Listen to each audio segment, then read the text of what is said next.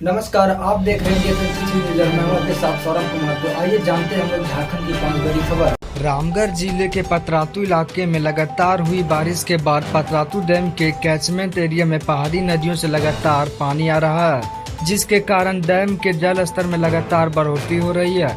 सोमवार शाम तक डैम का जल स्तर 1327 SRL के पास पहुंच चुका था।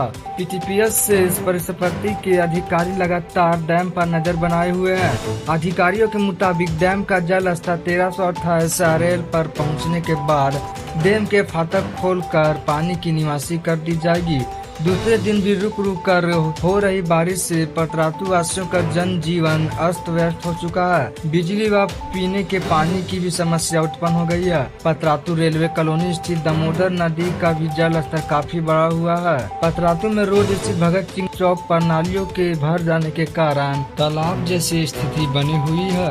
राहगीरों का आना जाना मुश्किल हो गया है। कोडरमा के चंदवाड़ा थाना क्षेत्र अंतर्गत उरावा मोड़ गौरी नदी के समीप कार और मोटरसाइकिल की सीधी टक्कर हो गई, जिसमें जयनगर थाना क्षेत्र के निवासी मोटरसाइकिल सवार 2 युवकों की दुर्घटना स्थल पर ही दर्दनाक मौत हो गई।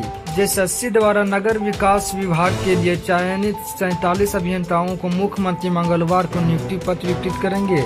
प्रोजेक्ट भवन के द्वितीय तल स्थित सभागार में आयोजित कार्यक्रम में 32 जैसे निक सहायक अभियंता, 9 यांत्रिक सहायक अभियंता व 6 विद्युत सहायक अभियंताओं को नियुक्ति पत्र बांटा जाएगा। चयनित अभियंताओं को 3 अक्टूबर की सुबह 10:30 बजे तक उपस्थितियां सुनिश्चित करने को कहा गया है। झारखंड के मुख्यमंत्री हेमंत सोरेन ने हाई कोर्ट में क्रिमिनल रिट याचिका दायर कर सरायकेला खसरावा के आदित्यपुर थाने में दर्ज प्राथमिकी 418/2014 को चुनौती दी है।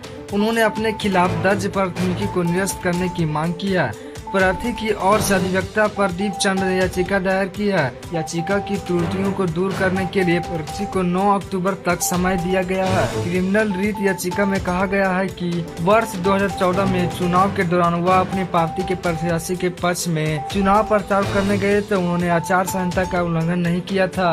इस दौरान उन पर आचार संहिता उल्लंघन का आरोप लगाते हुए मामला दर्ज किया गया था। इस मामले की सुनवाई पश्चिमी सिंहभूम के निचली अदालत में चल रही है। प्रार्थी के कार्रवाई पर रोक लगाने व उनके खिलाफ दर्ज प्राथमिकी को निरस्त करने की मांग की है। बिहार की तर्ज पर झारखंड सरकार भी राज्य में जाति आधारित जनगणना की तैयारी कर रही है। इसी वर्ष विधानसभा के मानसून सत्र में राज्य सरकार ने जाति आधारित जनगणना का प्रस्ताव तैयार कर भारत सरकार को भेजने की बात कही थी। जल्द ही राज्य सरकार विधानसभा से जाति आधारित जनगणना का प्रस्ताव पारित कर केंद्र सरकार को भेजेगी। पक्ष विपक्ष की ओर से भी जातीय जनगणना कराए जाने की मांग उठती रही। सदन में राज्य सरकार से कहा गया था कि बिहार की तरह ही झारखंड में भी जातीय जनगणना होनी चाहिए।